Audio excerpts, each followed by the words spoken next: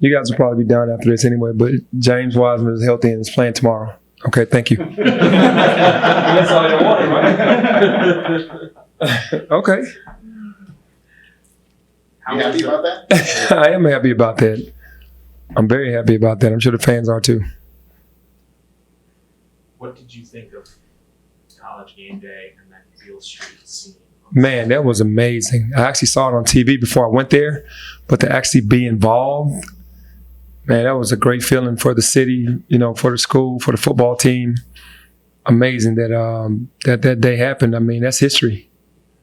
It felt like when they put you on the big screen at the Liberty Bowl, it felt like you were kind of waving them off, like pay attention to the football. Yeah, like go. It's all about football. Yeah, that's basically what I was doing, man. It was a great moment for Coach Norvell and his staff and his team, and then we didn't want to take away from it. Obviously, thank you for showing me on the big screen, but it's not basketball season yet. We're in a big game right now, and the team needed to win, and the attention needed to be on the football team.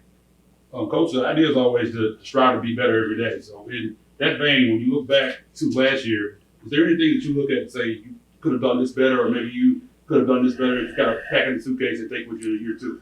Well, obviously, when you're coaching games, you leave a game sometimes that you lost. Like, man, I should have shifted and did this, or I should have kept this guy longer, or it's just different things that go through your mind that you go back through. Hindsight is always 20/20. So coming into this year, I'll try to be more cognizant and conscious of what I'm doing at all times, as far as when a guy's hot or when certain lineups out on the floor, just try to give it more time. And sometimes in the heat of the battle, man, you just go with what you think is going to work. And you're not going to always be right, but you just take some of the mistakes from last year into this year. You said that the first couple of games were eye-opening, a reminder of your kids. How do you feel about the team now that's real?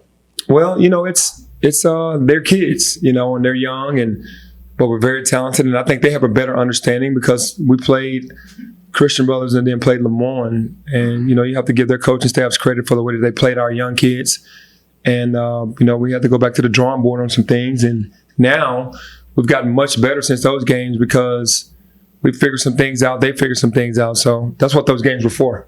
One of those things, rebounding, I'm guessing you've seen pretty have you worked on that a lot? We've worked on that for 5 months. So obviously I'm not a good coach when it comes to teaching boxing out. But no, honestly, it's just breaking bad habits. With kids, they didn't have to box out in high school. So now telling the kid to box out is like, hey, I've never had to do that. So everybody has to get uncomfortable when it comes to that. But we've shown them enough film, and we've shown them our film, that it's so crucial for you to just not to be in the fight instead of looking up at the basket, because on this level, teams are really crashing the offensive glass all the time. Will you be a better coach with James? Will you be a better coach with James? Yeah, I'll be instantly a much better coach when James comes out there on boxing out. Are you going to set, so you're going to let him take advantage of mismatches like you did in first year positions? It'll mix up. We'll mix it up. I'm the type of coach that I want my guards to kind of be an extension of me and not try to overcoach it. And once it gets out of hand, that's when I'll step in. But I think it'll be a mix of both. You mentioned James. I mean, obviously, when you put this recruiting class together, there were pieces and skills you wanted, and obviously he's super talented. But how does he complete what your image of what this team can look like? Well, he completes it because he covers a lot of ground in both areas. Like on the defensive end, man, he's out there, man, stretched out long. He's very quick and he's athletic, and he causes a lot of problems for the defense. And offensively, we definitely can get a matchup and just throw it towards the rim, and he'll go get it. And that's a great luxury to have on both ends of the floor. When did you know you'd have it? Well, this ankle, I thought we'd have him for the exhibitions, but he just wasn't comfortable. And I'm the type of guy where I went through 6 knee surgeries. I'm not going to force anybody out there that's not ready. And the ankle injury was bad because Isaiah Maurice landed on his ankle and then twisted it pretty badly. But I can't say what his pain threshold was. We had to wait until he got more comfortable. And I saw him on the floor before the game against Lamont, and he looked really good. And I was like, man, he's starting to look better. And then a couple practices, I was like, okay, now he has more confidence. But yeah, for a while, he was just not going to rush it. Was that the first time he had kind of gone through something of a full workout? Yeah, that was. Yeah, he hadn't gone through since he got hurt. Like that was actually the hardest workout that he had since he had gotten injured. And has he been in every practice since? Since then, yeah, for sure, he's been in every practice. No one's seen him play since the state championship last year, as far as in an actual game. Mhm. What does he look like? What's different? How are fans gonna be able to react to that? I mean, he's bigger, stronger, faster, smarter. He understands the game. Him spending all that time on the sideline was frustrating him, but he did see what we were trying to do. And I think the fans can expect energy, enthusiasm. They got a chance to see a little bit of it during the madness, but he's definitely a man on a mission now. He's focused and locked in. What do you want to get from this game tomorrow night? A win. Other than that, No. Honestly, you just want to keep evolving. You want to get better. You want things to carry over from practice.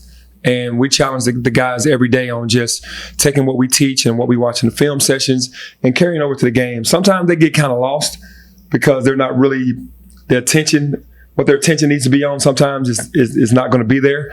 But they have to continue to talk to one another and support one another and keep each other at the same focus. Along those lines, there's a new mock draft came out today for the 2020 NBA draft. And they come out all the time, and obviously James and Precious are on there. How do you make sure they don't pay too much attention to that stuff when at the same time it is a very important thing for them, you know? Well, yeah, I mean, obviously these kids want to be one and done. I mean, there is no doubt in a lot of these kids' minds, especially James and Precious, they're not even thinking about a second year. So it is kind of tough sometimes to say, hey, don't worry about that. You have to really do well on this level to show them that you're worthy of wherever they're going to pick you. And we just have to stay positive with that. And they have to trust us that everything that we're telling them is what's going to help our team win, and then in the process help them look good to the scouts. Will Precious be even that much better with James next to him? Yes. Not playing five. Yes, I think that that was really tough on Precious to play the 5 because mentally he's played that before and he was frustrated with that in high school and in AAU. We wanted to do that because we wanted to be dynamic at the 5.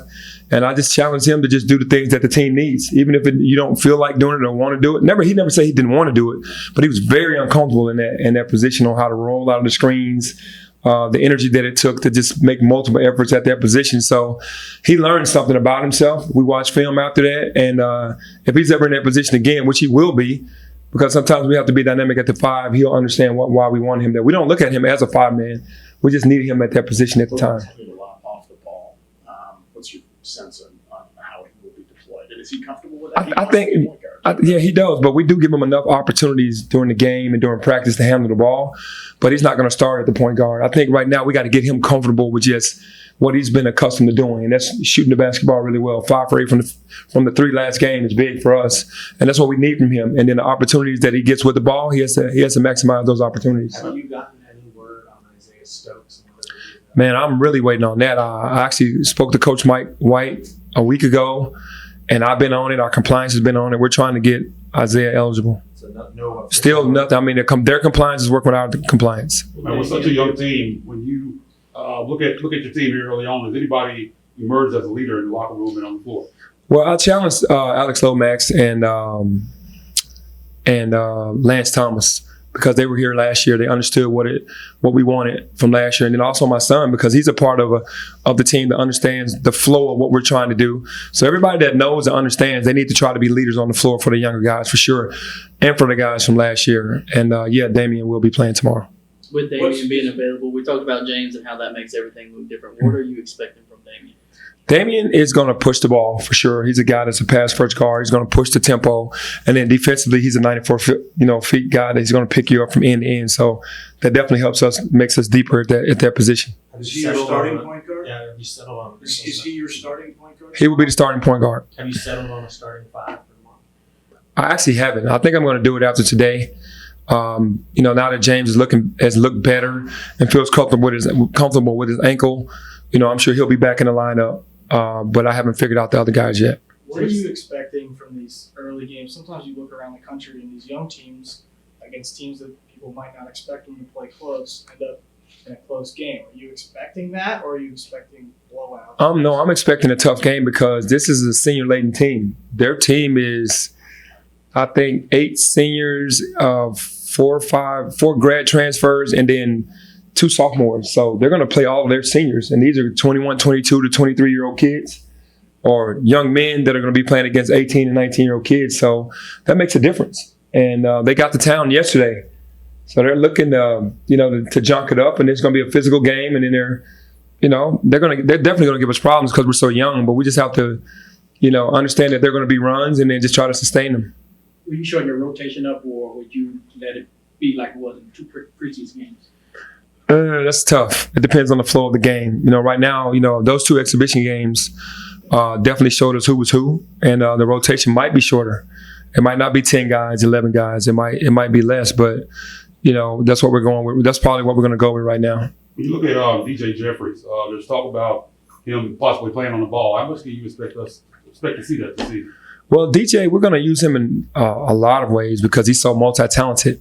He's going to be a runner. He's going to be a guy that handles. He's going to be a guy in pick and roll because he makes good decisions with the ball. He's very fast and he's athletic.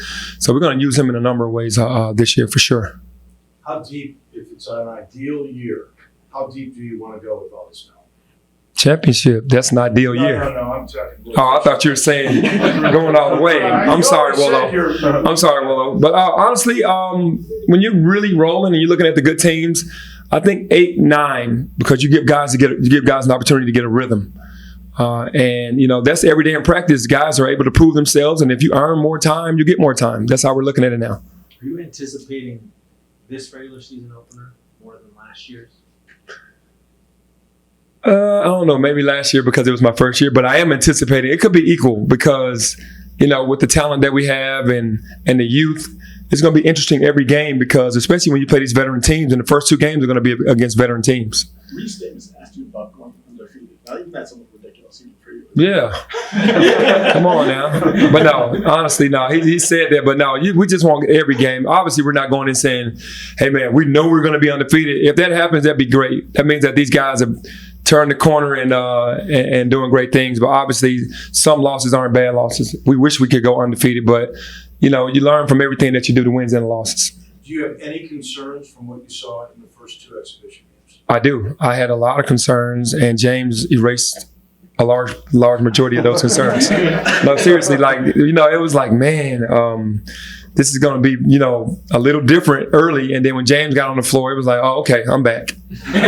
But that's how it works, though, because he does so much, and he makes everybody else better and makes everybody else's job easier. But in the game, boxing out was number 1, and that's something that we just wouldn't do in the first couple games. And then he calms everything down because, again, just like when I had Shaq, he goes to the rim, you throw it anywhere near the rim, he's going to go get it. And that just that's great offense for us. All right, thank you. All right, thanks. Thanks.